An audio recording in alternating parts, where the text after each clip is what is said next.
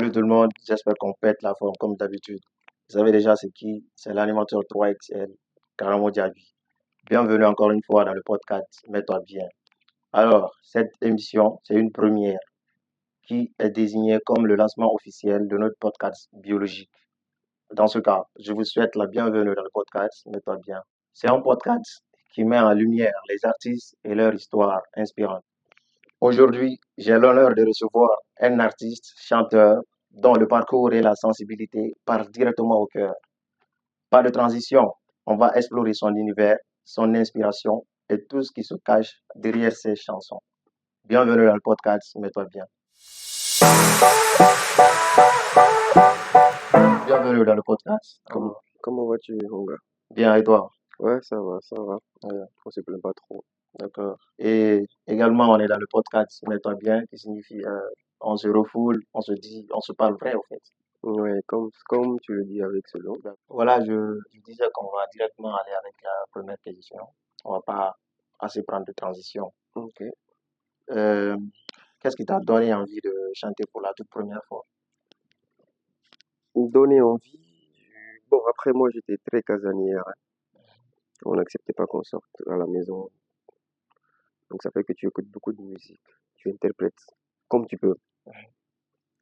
Et je crois que c'est ce qui m'a poussé un peu à gratter mes textes, mes premiers textes d'avant. Ah, d'accord, je vois. Et aussi, la deuxième question, y a-t-il un moment dans ta vie qui a vraiment changé ta façon de voir la musique? Oui, forcément, hein. Forcément. Et je dirais qu'il m'a, Dieu m'a envoyé quelqu'un. Je peux dire comme ça, D'accord. hein. Je peux dire que Dieu m'a envoyé quelqu'un qui a changé complètement ma façon d'écrire et ma conception de la musique un D'accord. Est-ce qu'on peut savoir c'est qui quelqu'un là? peu. Bon, après, c'est mon ex-manager, en fait. D'accord. Ouais. Alors, quand tu chantes ou écris, quel message tu tries d'envoyer aux gens? C'est-à-dire, c'est quel message toi, tu mets dans ta musique pour que les gens puissent être attirés par ta musique. Bon, vraiment, c'est l'amour que je partage, hein, quelle que soit la forme. Je partage que l'amour, euh, que ce soit mauvais ou bon. En tout cas, c'est de l'amour que moi je partage. D'accord. Ouais. Euh, Quelles sont aujourd'hui tes plus grandes sources d'inspiration? C'est-à-dire, qu'est-ce qui te permet d'avoir une si très grande inspiration aujourd'hui? Une grande inspiration, je me dis moi-même, parce que j'ai vécu, hein. J'ai vécu chaque relation que j'ai vécue, il y a une histoire derrière, forcément. D'accord. Et, et les proches aussi. Et ceux qui me parlent de leur relation, je m'inspire aussi.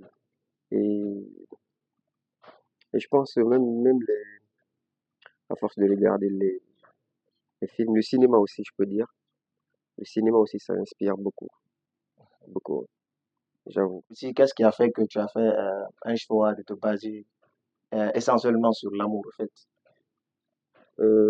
Parce que c'est ce que je vis le quotidien, hein. Tous D'accord. les jours, je vis l'amour. Donc, c'est un sujet qui ne finira jamais, en fait.